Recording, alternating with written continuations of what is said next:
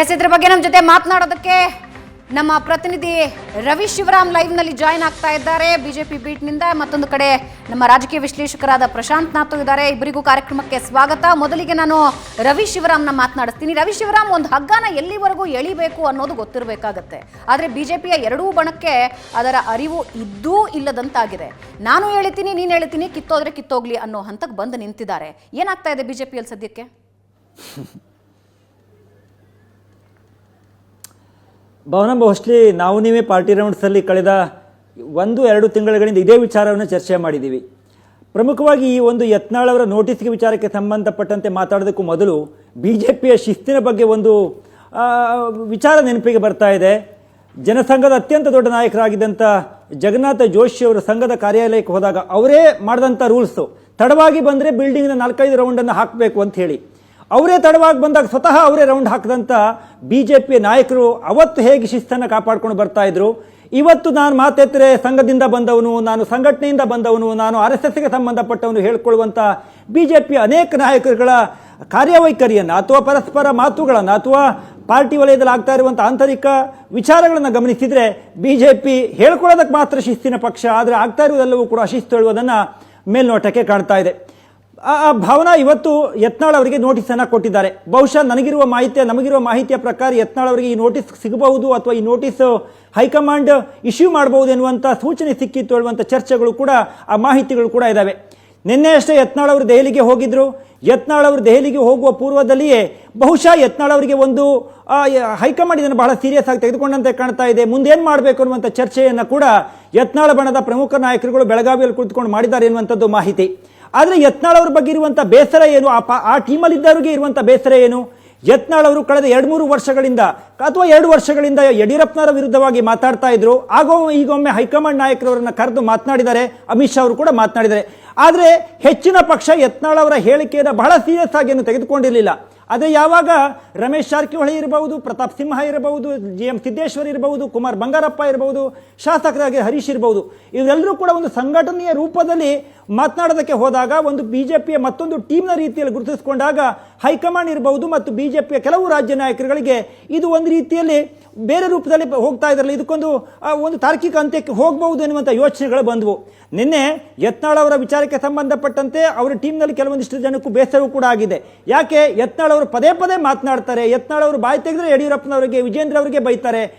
ಇದೇ ರೂಪದಲ್ಲಿ ಹೋದರೆ ಈ ಒಂದು ನಮ್ಮ ಸಂಘಟನೆ ಅಥವಾ ನಾವು ಯೋಚನೆ ಮಾಡಿದ ದಾರಿಯಲ್ಲಿ ಹೋಗೋದಕ್ಕೆ ಸಾಧ್ಯ ಇಲ್ಲ ಎನ್ನುವಂಥದ್ದನ್ನು ಅವರ ಟೀಮ್ನಲ್ಲಿ ಚರ್ಚೆ ಆಗಿದೆ ಎನ್ನುವಂಥದ್ದು ಮಾಹಿತಿ.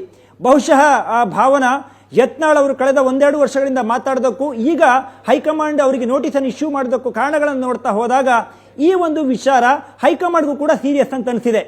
ನಿನ್ನೆ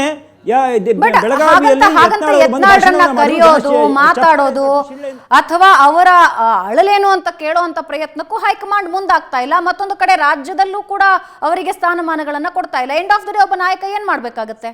ಅಂಡ್ ಯತ್ನಾಳ್ ಅಂತ ನಾಯಕರು ಏನ್ ಮಾಡ್ಬೇಕಾಗುತ್ತೆ? Ravi Shivaram, end of the day ಬಂದ್ ಹೇಳ್ತಾರೆ, ಹೈಕಮಾಂಡ್ ಅದ್ರ ವಿಷಯ ಗೊತ್ತಿರೋದಿಲ್ವಾ? ಕರೆಕ್ಟ್. ಅವರಿಗೆ ಕರೆದು ಮಾತನಾಡುವಂಥ ಪ್ರಯತ್ನವನ್ನು ಹೈಕಮಾಂಡ್ ಈ ಹಿಂದೆ ಅಮಿತ್ ಶಾ ಅವರು ಕೂಡ ಮಾಡಿದ್ದಾರೆ. ಆದರೆ ಯತ್ನಾಳ್ ಅವರು ಈಗ ತನಗಾಗಿರುವ ನೋವನ್ನು ಅಥವಾ ರಾಜ್ಯ ಬಿಜೆಪಿಯಲ್ಲಿ ವಿಜೇಂದ್ರ ಅವರ ನಾಯಕತ್ವವನ್ನು ಒಪ್ಪೋದಿಲ್ಲ ಹೇಳುವಂಥ ರೂಪದಲ್ಲಿ ವಕ್ಫ್ ವಿರುದ್ಧದ ಹೋರಾಟವನ್ನು ಮಾಡಿದಾಗ ಕೇವಲ ವಕ್ಫ್ ವಿಚಾರವಾಗಿ ಅವರು ಮಾತನಾಡಬೇಕಾಗಿತ್ತು ಎನ್ನುವಂಥದ್ದು ಅವರ ಟೀಮ್ನಲ್ಲಿ ಆಗಿರುವಂಥ ಚರ್ಚೆ. ಇದು ಯಾಕೆ ಪ್ರತಿದಿನವೂ ಯಡಿಯೂರಪ್ಪನವ್ರಿಗೆ ಮಾತನಾಡಬೇಕು, ಯಾಕೆ ಪ್ರತಿದಿನವೂ ವಿಜೇಂದ್ರ ಅವ್ರಿಗೆ ಬೈಬೇಕು ಅನ್ನುವಂಥದ್ದು ಅವ್ರ ಟೀಮ್ನಲ್ಲಿ ಆಗಿರುವಂಥ ಬೇಸರ. ತಾವು ಕೇಳ್ತಾ ಇದ್ರಿ ಅವ್ರಿಗಾಗಿರುವ ಅನ್ಯಾಯ ಅಥವಾ ಅವ್ರಿಗೇನು ಸ್ಥಾನಮಾನ ಸಿಗದೆ ಹೋದಾಗ ಏನು ಮಾಡಬೇಕು ಅಂತ. ಸ್ಥಾನಮಾನ ಪಡಿಬೇಕು ಅಂತ ಹೇಳಿದಾಗ ಸಹಜವಾಗಿ ನೀವು ಮತ್ತೊಂದು ಟೀಮನ್ನು ಕಟ್ಕೊಂಡು ಹೋಗೋದು ಮತ್ತೊಂದು ರಾಜಕೀಯದ ಮತ್ತೊಂದು ವಿದ್ಯಮಾನ ಇರಬಹುದು. ಆದರೆ ಪ್ರತಿದಿನವೂ ಮಾತಾಡ್ತಾ ಹೋದಾಗ ಹೈಕಮಾಂಡ್ ಕೂಡ ಅನಿಸುತ್ತೆ ಇದು ಪ್ರತಿದಿನವೂ ಮಾತಾಡ್ತಾರೆ, ಇವ್ರನ್ನ ಎಷ್ಟು ಸೀರಿಯಸ್ ಆಗಿ ತೆಗೆದುಕೊಳ್ಬೇಕು ಅನ್ನುವಂಥ ಯೋಚನೆಯನ್ನು ಮಾಡಿರುತ್ತೆ. ಎರಡೂ ಕಡೆಯಿಂದಲೂ ನೀವು ಗಮನಿಸಿ ನೋಡಿ. ಒಂದು ಕಡೆ ಯತ್ನಾಳ್ ಅವರು ಪದೇ ಪದೇ ಮಾತಾಡ್ತಾ ಬಂದರು, ಅದಕ್ಕೆ ಪರ್ಯಾಯವಾಗಿ ರೇಣುಕಾಚಾರ್ಯ ಅವರು ಮಾತಾಡಿದ್ರು. ನನಗನ್ಸುತ್ತೆ ಭಾವನಾ, ಯತ್ನಾಳ್ ಅವರು ಮಾತಾಡಿದ್ದನ್ನ ಮತ್ತು ರೇಣುಕಾಚಾರ್ಯ ಅವರು ಮಾತಾಡಿದ್ದನ್ನ ಅಥವಾ ಅವರ ಟೀಮ್ನಲ್ಲಿ ಕೆಲವರು ಮಾತಾಡಿದ್ದನ್ನ ಬಹಳ ಸೀರಿಯಸ್ ಆಗಿ ತೆಗೆದುಕೊಂಡಿದೆ ಅಂತ ಅನ್ಸೋದಿಲ್ಲ. ಆದರೆ ಯಾವಾಗ ಯಡಿಯೂರಪ್ಪ ಅವರು ನಿವಾಸದಲ್ಲಿ ಕುಳಿತುಕೊಂಡು ಸಭೆಯನ್ನು ಮಾಡಿದ್ರು, ಯಾವಾಗ ಯಡಿಯೂರಪ್ಪನವರು ಕೂಡ ಹೈಕಮಾಂಡ್ ಲೆವೆಲ್ನಲ್ಲಿ ಅದನ್ನು ಗಮನಕ್ಕೆ ತರುವಂಥ ಪ್ರಯತ್ನ ಮಾಡಿದ್ರು, ಆಗ ಅನಿವಾರ್ಯವಾಗಿ ಹೈಕಮಾಂಡ್ ಕೂಡ ನೋಟಿಸನ್ನು ಇಶ್ಯೂ ಮಾಡೋದಕ್ಕೆ ಮುಂದಾಯಿತು ಅಂತ ಅನ್ಸುತ್ತೆ. ಯತ್ನಾಳ್ ಅವರು ಕೇವಲ ವಕ್ಫ್ ವಿಚಾರವಾಗಿಯೇ ಮಾತನಾಡಿದಿದ್ರೆ, ಉದಾಹರಣೆಗೆ ಹೇಳೋದಾದ್ರೆ ಭಾವನಾ, ವಿಜಯಪುರದಲ್ಲಿ ಹೋರಾಟವನ್ನು ಮಾಡಿದರು. ಅಲ್ಲಿ ಒಂದು ದಿನವೂ ಕೂಡ 4 ದಿನ ಹೋರಾಟ ಆಯಿತು. ಒಂದು ದಿನವೂ ಕೂಡ ಯಡಿಯೂರಪ್ಪ ಆಗಲಿ ಯತ್ನಾಳ್ ಅವರ ವಿಜೇಂದ್ರ ಅವರ ವಿರುದ್ಧವಾಗಲಿ ಯತ್ನಾಳ್ ಮಾತಾಡಿಲ್ಲ. ಶೋಭಾ ಕರಂದ್ಲಾಜೆ ಅವರು ಬಂದರು, ಕೇಂದ್ರ ನಾಯಕರು ಅನೇಕರು ಬಂದರು, JPC ಕಮಿಟಿ ಅಧ್ಯಕ್ಷರು ಬಂದರು. ಅಂದರೆ ಸಂಘಟನೆ ಮತ್ತು ವಿಚಾರದೊಂದಿಗೆ ಹೋರಾಟವನ್ನು ಮಾಡಿದಾಗ ಅದು ಹೈಕಮಾಂಡ್ ಲೆವೆಲ್ ಕೂಡ ಹೋಗುತ್ತೆ. ಆದರೆ ನೀವು ಕೇವಲ ವ್ಯಕ್ತಿಯ ವಿರುದ್ಧ ಮಾತಾಡ್ತಾ ಹೋದಾಗ ಅದು ಪಾರ್ಟಿಯಲ್ಲಿಯೂ ಕೂಡ ಗೊಂದಲ, ಜೊತೆಗೆ ಹೈಕಮಾಂಡ್ ಕೂಡ ಅದನ್ನು ಒಂದು ಹಂತದಲ್ಲಿ ಸರಿ ಮಾಡುವ ಪ್ರಯತ್ನ ನಿಶ್ಚಿತವಾಗಿ ಮಾಡುತ್ತೆ. ಆ ಯಡಿಯೂರಪ್ಪನವರು KJPಯನ್ನು ಕಟ್ಟಿ ನಂತರದಲ್ಲಿ BJPಗೆ ಬಂದಾಗ ಅವರು ಅಧ್ಯಕ್ಷರು ಮಾಡಬೇಕು ಮಾಡಬಾರ್ದು ಅನ್ನುವಂಥ ಚರ್ಚೆ ಇತ್ತು ಭಾವನಾ. ಆಗ ಸ್ವತಃ ಅಮಿತ್ ಶಾ ಅವರೇ ಮುಂದಾಗಿ ಯಡಿಯೂರಪ್ಪ ಅವ್ರನ್ನ ರಾಜ್ಯಾಧ್ಯಕ್ಷರನ್ನಾಗಿ ಮಾಡಿದರು. ಇನ್ನೊಂದು ಬಣಕ್ಕೆ ಯಡಿಯೂರಪ್ಪ ಅವ್ರನ್ನ ಅಧ್ಯಕ್ಷರು ಮಾಡೋದು ಬೇಡವಾಗಿತ್ತು. ಇಲ್ಲಿಯ ತನಕ ರಾಜ್ಯದ BJPಯ ವಿಚಾರದಲ್ಲಿ ಅಮಿತ್ ಶಾ ಅವರಾಗಲಿ ಅಥವಾ ಹೈಕಮಾಂಡ್ ಆಗಲಿ ಯಡಿಯೂರಪ್ಪ ಅವರನ್ನ ಹೊರಗಿಟ್ಟು ರಾಜಕಾರಣವನ್ನು ಮಾಡಿಲ್ಲ. ಆದರೆ ವಿಜೇಂದ್ರ ಅವರನ್ನ ಜೊತೆಗಿಟ್ಟುಕೊಂಡೇ ರಾಜಕಾರಣವನ್ನು ಮುಂದೆ ಮಾಡ್ತಾರಾ, ಇನ್ನೂ ಪ್ರಶ್ನಾರ್ಥಕ. ಹೀಗಿರುವ ಸಂದರ್ಭದಲ್ಲಿ ಯತ್ನಾಳ್ ಅವರು ವಿಚಾರಗಳೊಂದಿಗೆ ಒಂದು ವಾದವನ್ನು ಮುಂದಿಡುವ ಬದಲು ಕೇವಲ ಒಂದು ಕುಟುಂಬವನ್ನು, ಒಂದು ವ್ಯಕ್ತಿಗಳನ್ನು ಬೈತಾ ಇರುವಂಥದ್ದು ಸರಿಯಲ್ಲ ಎನ್ನುವಂಥ ಚರ್ಚೆ ಅವರ ಪಾರ್ಟಿಯ ಅವರ ಟೀಮ್ನಲ್ಲೇ ಆಗಿರೋದ್ರಿಂದ ಯತ್ನಾಳ್ ಅವರಿಗೆ ಇವತ್ತು ನೋಟಿಸ್ ಇಶ್ಯೂ ಮಾಡಿದರೆ. ಬಹುಶಃ ಮುಂದಿನ ಹೆಜ್ಜೆ ಹೋಗಿ ಹೇಳೋದಾದರೆ ಇದನ್ನು ನೋಟಿಸ್ಗಷ್ಟೇ ಸೀಮಿತ ಮಾಡ್ತಾರೋ ಅಥವಾ ಇದನ್ನು ಅವ್ರ ಮೇಲೆ ಉಚ್ಚಾಟನೆ ಕ್ರಮವನ್ನು ಕೈಗೊಳ್ತಾರೋ ಗೊತ್ತಿಲ್ಲ. ಆದರೆ ಯತ್ನಾಳ್ ಅವ್ರಿಗೆ ಇರುವಂಥದ್ದೇನು, ಹೈಕಮಾಂಡ್ ಹೇಳಿದ್ರು ನಾ ಕೇಳಲ್ರಿ ಹೇಳುವಂಥ ಹೇಳಿಕೆಯನ್ನು ಮೊನ್ನೆ ಕೊಟ್ಟರು. ಸಹಜವಾಗಿ ಕೇಂದ್ರದಲ್ಲಿ ಅಧಿಕಾರದಲ್ಲಿರುವ ಹೈಕಮಾಂಡ್ ಒಬ್ಬ ಶಾಸಕ, ಒಬ್ಬ ಹಿರಿಯ ನಾಯಕ, ಹೈಕಮಾಂಡ್ಗೂ ನಾನು ಕೇರ್ ಮಾಡಲ್ಲ ಅಂತ ಹೇಳಿದಾಗ ನೋಟಿಸ್ ಇಶ್ಯೂ ಮಾಡದೆ ಬೇರೆ ದಾರಿ ಯಾವುದಿದೆ ಅವರಿಗೆ? ಈ ಹಿಂದೆ ಭಾವನಾ ಒಂದು ವಿಚಾರವನ್ನು ಪ್ರಸ್ತಾಪ ಮಾಡೋದಾದರೆ, ಒಂದು ಸಂಘಟನೆಯನ್ನು ಬಿಟ್ಟು ಯತ್ನಾಳ್ ಅವರು ಏನೋ ಮಾಡಿಬಿಡ್ತಾರೆ ಅಂತ ಹೇಳಿದಾಗ ಬಹುಶಃ ಅವ್ರ ಟೀಮ್ಗೂ ಅದು ಇಷ್ಟ ಆಗಲಿಕ್ಕಿಲ್ಲ. ಆದರೆ ಯತ್ನಾಳ್ ಅವರ ಮಾತು ಅವ್ರಿಗೆ ಬಹಳ ತುಟ್ಟಿ ಆಗ್ತಾ ಇದೆ ಅನ್ನುವಂಥದ್ದು ಅವರಲ್ಲಿ ಆಗಿರುವಂಥ ಚರ್ಚೆ. ಹೈಕಮಾಂಡ್ ಇದನ್ನು ಹೇಗೆ ನೋಡ್ತಾರೆ ಅದನ್ನು ಕಾದು ನೋಡಬೇಕಾಗಿದೆ. ಜೊತೆಗೆ ರೇಣುಕಾಚಾರ್ಯ ಅವರ ಆದಿಯಾಗಿ ಯಡಿಯೂರಪ್ಪ ಅವರಲ್ಲಿ ನಿವಾಸದಲ್ಲಿ ಮಾಡಿದಂಥ ಸಭೆ ಒಂದು ಹಂತದಲ್ಲಿ ಎಲ್ಲೋ ಕೂಡ ಬಹಳ ಚರ್ಚೆಯಾಗಿದೆ. ಸಂಸದೀಯ ಮಂಡಳಿಯ ನಾಯಕರಾಗಿರುವಂಥ ಯಡಿಯೂರಪ್ಪ ಅವರೇ ಸ್ವತಃ ಮಾಜಿ ಶಾಸಕರ ಮನೆಯಲ್ಲಿ ಕುಳಿತುಕೊಂಡು ಸಭೆ ಮಾಡಿದ್ದಾರೆ ಅನ್ನುವಂಥ ಚರ್ಚೆಯು ಕೂಡ ಪಾರ್ಟಿ ವಲಯದಲ್ಲಿ ಮಿಶ್ರವಾಗಿ ಆಗ್ತಾ ಇದ್ದಾವೆ. ಒಟ್ಟಾರೆ ಹೈಕಮಾಂಡ್ ಅಂಗಳಕ್ಕೆ ಚೆಂಡು ಹೋಗಿದೆ. ಕ್ಲೈಮ್ಯಾಕ್ಸ್ ಅಂತೂ ಕುತೂಹಲದ ಘಟ್ಟದಲ್ಲಿದೆ. ರೈಟ್ ಪ್ರಶಾಂತ್, ಇಲ್ಲಿ ಹಲವು ವಿಷಯಗಳನ್ನು ನಾವು ಗಮನಿಸಬೇಕು ಅಂತ ಅನ್ಸುತ್ತೆ. ಒಂದು, ಅನ್ಡೌಟೆಡ್ಲಿ ಬಸನಗೌಡ ಪಾಟೀಲ್ ಯತ್ನಾಳ್ ಒಬ್ಬ ಪ್ರಭಾವಿ ನಾಯಕ. ಸುತ್ತಮುತ್ತಲ ತಮ್ಮ ಕ್ಷೇತ್ರ ಮಾತ್ರ ಅಲ್ಲದೆ ಸುತ್ತಮುತ್ತಲ ಕ್ಷೇತ್ರಗಳ ಮೇಲೂ ಪ್ರಭಾವ ಬೀರುವ ವ್ಯಕ್ತಿತ್ವ ಇರೋರು, ಜೊತೆಗೆ ಹಿರಿಯ ನಾಯಕರು ಹೌದು. ನಾನು ಈಗಾಗಲೇ ರವಿ ಶಿವರಾಮ್ ಕೇಳಿದ ಪ್ರಶ್ನೆನೇ ನಿಮಗೂ ಕೇಳ್ತೀವಿ. ಒಬ್ಬ ಹಿರಿಯ ನಾಯಕನನ್ನ ಯಾವ ರೀತಿ ನಡೆಸ್ಕೊಳ್ಬೇಕಿತ್ತೋ ಅದರಲ್ಲಿ ಒಂದು ಸ್ವಲ್ಪ ಎಡವಟ್ಟುಗಳಾಗಿದೆ ಅನ್ನೋದಂತೂ ಸ್ಪಷ್ಟ. ಸ್ಟಿಲ್ ಆದರೆ ಮೇಲಿಂದ ಮೇಲೆ ಯತ್ನಾಳ್ ಈ ಹೇಳಿಕೆಗಳು, ಯಡಿಯೂರಪ್ಪ ಅವರಿದ್ದಾಗಲೂ ಕೂಡ ಈ ಹೇಳಿಕೆಗಳಿದ್ವು, ಹಲವಾರು ಸಮಸ್ಯೆಗಳನ್ನು ಎದುರಿಸಬೇಕಾಯಿತು. ಈಗ ವಾಪಸ್ ಅವರು ಅದೇ ಧಾಟಿಯಲ್ಲಿ ಮುನ್ನುಕೊಂಡು ಹೋಗ್ತಾ ಇದ್ದಾರೆ, ಇನ್ನೊಂಚೂರು ಅಗ್ರೆಸಿವ್ ಆಗಿ ಮುಂದಕ್ಕೆ ಹೋಗ್ತಾ ಇದ್ದಾರೆ. ಎಲ್ಲಿಗೆ ಹೋಗಿ ನಿಂತ್ಕೊಳ್ಳುತ್ತಿದ್ದು? ನೋಡಿ, ನೀವು ಯಾವುದೇ ಒಂದು ಸಂಸ್ಥೆ ಮತ್ತು ಸಂಘಟನೆಗಳಲ್ಲಿ ನಿಮಗೊಂದು ಸಲ ಅನ್ಯಾಯ ಆಗಿದೆ ಅಂತಕ್ಕಂಥದ್ದು ಗಮನಕ್ಕೆ ಬಂದಾಗ ಅಥವಾ ನಿಮ್ಗೆ ಅನ್ನಿಸ್ದಾಗ ಅದನ್ನು ಮೇಲ್ಗಡೆ ಮುಟ್ಟಿಸ್ತಕ್ಕಂಥದ್ದು ಪ್ರಮುಖವಾಗಿರ್ತಕ್ಕಂಥ ಪ್ರಕ್ರಿಯೆ. ಕೆಲವೊಂದು ಸಲ ಮೇಲ್ನವ್ರು ಕೇಳದೇ ಇದ್ದಾಗ ಅದನ್ನು ಕೇಳಿಸುವಂತೆ ಮಾಡಲಿಕ್ಕೆ ನಾನಾ ದಾರಿಗಳಿವೆ. ಯತ್ನಾಳ್ ವಿಜಯಪುರದ ವಕ್ಫ್ ಹೋರಾಟದವರೆಗೆ ಅವರ ಒಟ್ಟಾರೆ ಪೊಲಿಟಿಕಲ್ ಸ್ಟ್ರಾಟಜಿ ಸರಿ ಇತ್ತು. ಆದರೆ ಯತ್ನಾಳ್ರಿಗೆ ಒಂದು ವೀಕ್ನೆಸ್ ಅಂತಿರೋ, ಅವ್ರಿಗೊಂದು ಹಿಡಿತ ಇಲ್ಲದೆ ಇರತಕ್ಕಂಥದ್ದು, ಅವ್ರು ಏನು ಮಾತನಾಡ್ತಾರೆ ಅಂತಕ್ಕಂಥದ್ರ ಬಗ್ಗೆ ಅವ್ರಿಗೆ ಹಿಡಿತ ಇರಲ್ಲ.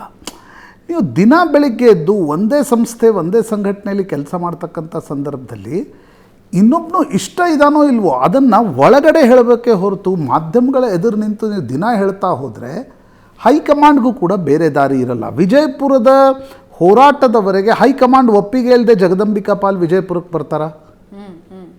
ನ್ಯಾಚುರಲಿ ಹೈಕಮಾಂಡ್ನ ಒಪ್ಪಿಗೆ ಇರುತ್ತೆ ವಕ್ಫ್ ಹೋರಾಟದ ಬಗ್ಗೆ. ಆದರೆ ನಂತರದ ಏನೊಂದು ಬೀದರ್ನ ಹೋರಾಟ ಶುರು ಆಯಿತು, ಯತ್ನಾಳ್ರು ಡೆಸ್ಪ್ರೇಟ್ ಆದ್ರ ಅಥವಾ ಯತ್ನಾಳ್ರು ಕ್ಯಾಮ್ರಾ ಕಂಡ ತಕ್ಷಣ, ಮೈಕ್ ಕಂಡ ತಕ್ಷಣ ಅವರ ಮಾತಿನ ಲಹರಿ ಬದಲ್ತಾ ಅವರು ಏಕಾಏಕಿ ವಕ್ಫ್ ವಿಷಯ ಬಿಟ್ಟು ನೇರವಾಗಿ BJPಯ ವರ್ತಮಾನದ ರಾಜ್ಯಾಧ್ಯಕ್ಷರ ಮೇಲೆ ದಾಳಿಯನ್ನು ಶುರು ಮಾಡಿದರು. ನೋಡಿ, ಪಾಲಿಟಿಕ್ಸ್ನಲ್ಲಿ ಇದೇನು ಹೊಸ್ತಲ್ಲ. ಈಗ DK ಶಿವಕುಮಾರ್ ಏನು ಸಿದ್ದರಾಮಯ್ಯನವರ ನಾಯಕತ್ವವನ್ನು ಒಪ್ಕೊಂಡ್ಬಿಟ್ಟಿದ್ದಾರೆ? ಇಲ್ಲ. ಆದರೆ ಈಗ ಅನಂತಕುಮಾರ್ ಯಡಿಯೂರಪ್ಪನವರ ನಾಯಕತ್ವವನ್ನು ಒಪ್ಕೊಂಡಿದ್ರ ಬಿಟ್ರ ಅನ್ನೋದಕ್ಕಿಂತ ಒಳ ಜಗಳ ಇರಲಿಲ್ವಾ? ನಿಶ್ಚಿತವಾಗಿ ಒಳ ಜಗಳ ಇದ್ವು. ಆದರೆ ಯತ್ನಾಳ್ ನನಗನ್ಸುತ್ತೆ ಅನೇಕ ಬಾರಿ ನಾವು ಗಟ್ಟಿ ಇದ್ದೀವಿ ಅದರ ಅರ್ಥ ಹೋಗಿ ಬಂಡೆಗೆ ತಲೆ ಹೊಡೆಯೋದಲ್ಲ. ಯತ್ನಾಳ್ರು ಕಳೆದ 5-6 ದಿನಗಳಿಂದ ಮಾಡ್ತಾ ಇರತಕ್ಕಂಥದ್ದು ಈ ಹೇಳಿಕೆಗಳೇನಿವೆ ಇವು ಒಂದು ರೀತಿಯಾಗಿರ್ತಕ್ಕ ಸಾಕಪ್ಪ ಇನ್ನು ಅನ್ನುವ ರೀತಿಯಲ್ಲಿ ವಾತಾವರಣ ಬದಲಾಯಿತು. ನೋಡಿ, ಶುಕ್ರವಾರ ಕರ್ನಾಟಕದ ಅಷ್ಟು BJP ಸಂಸದರು ಹೋಗಿ ಅಮಿತ್ ಶಾ ಅವ್ರನ್ನ ಭೇಟಿಯಾದರು. ರಾಘವೇಂದ್ರ ಇದ್ದರು, ಪ್ರಹ್ಲಾದ್ ಜೋಶಿ ಇದ್ದರು, ಸೋಮಣ್ಣ ಇದ್ದರು, ಶೋಭಾ ಕರಂದ್ಲಾಜೆ ಇದ್ದರು, ಡಾಕ್ಟರ್ ಸುಧಾಕರ್ ಇದ್ದರು. ಬಹಳಷ್ಟು ಸಂಸದರು ಕರ್ನಾಟಕದವ್ರು ಹೋಗಿ ಭೇಟಿಯಾದರು. ಅದರಲ್ಲಿ ರಾಘವೇಂದ್ರನೂ ಇದ್ದರು, ಪ್ರಹ್ಲಾದ್ ಜೋಶಿ ಅವರು ಇದ್ದರು. ಇಲ್ಲ ಕರ್ನಾಟಕದ ಸಮಸ್ಯೆಯನ್ನು ಬಗೆಹರಿಸಬೇಕು ಅಂತಕ್ಕಂಥ ಪ್ರಶ್ನೆ ಬಂದಾಗ ಅಮಿತ್ ಶಾ ಕೇಳಿದ ಮೊದಲ ಪ್ರಶ್ನೆ ಇದೆ, ಹೆಂಗೆ ಬಗೆಹರಿಸ್ತೀರಾ ಇದನ್ನು? ನಾವು ಬಗೆಹರಿಸಬೇಕು ಅಂತಿದ್ದೀವಿ, ಈ ರೀತಿ ಬಾಯಿಗೆ ಬಂದಂತೆ ಮಾತನಾಡ್ತಾ ಹೋದರೆ ಇದನ್ನು ಬಗೆಹರಿಸೋದಾದರೆ ಹೇಗೆ ಅಂತಕ್ಕಂಥದ್ದು. ಪ್ರಾಯಶಃ ದಟ್ ವಾಸ್ ದ ಕ್ಯೂ. ಅದಾದಮೇಲೂ ಕೂಡ ಬಸನಗೌಡ ಪಾಟೀಲ್ ಯತ್ನಾಳ್ ಪದೇ ಪದೇ ಟೀಕೆ ಟಿಪ್ಪಣಿಗಳನ್ನು ಶುರು ಮಾಡಿದಾಗ ನನಗನ್ಸುತ್ತೆ ಹೈಕಮಾಂಡ್ ಬಳಿ ಬೇರೆ ದಾರಿ ಇರಲಿಲ್ಲ. ಯಾಕಂದರೆ ಇದನ್ನು ನೀವು you cannot prolong it.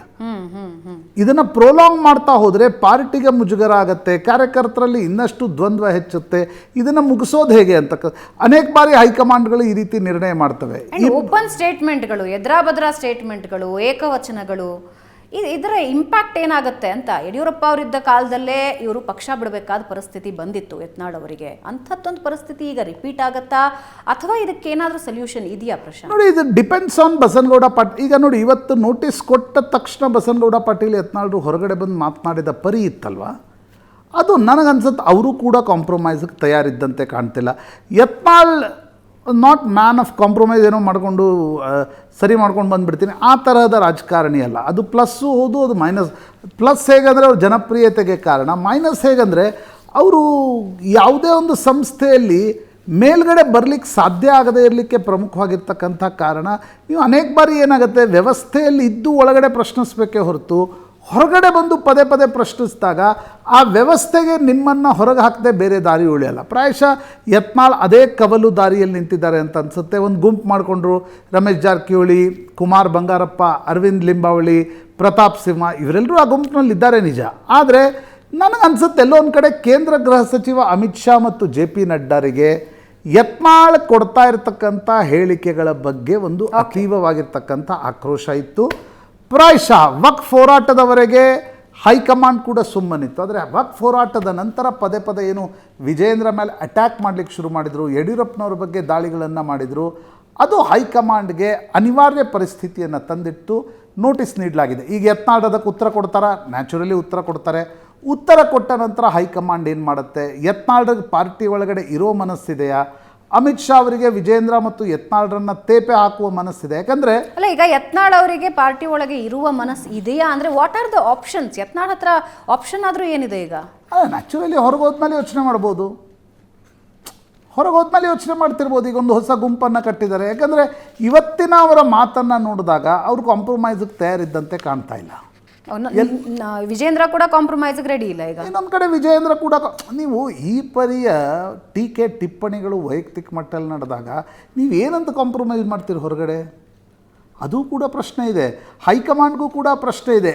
Either you have to choose A or B, right, or either you should tell A and B to work together.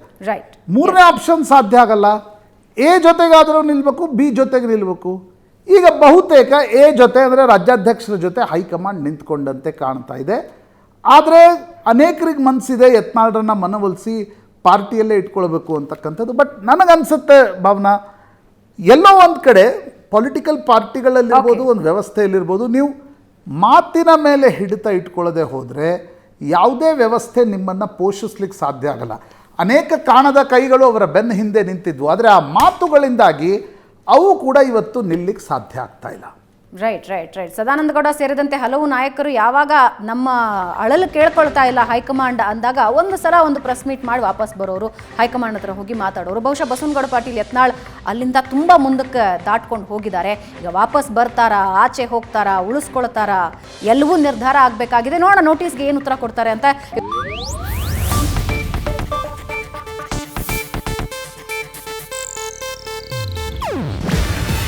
ಇದು ಏಷ್ಯಾನೆಟ್ ನ್ಯೂಸ್ ನೆಟ್ವರ್ಕ್ ಪ್ರಸ್ತುತಿ.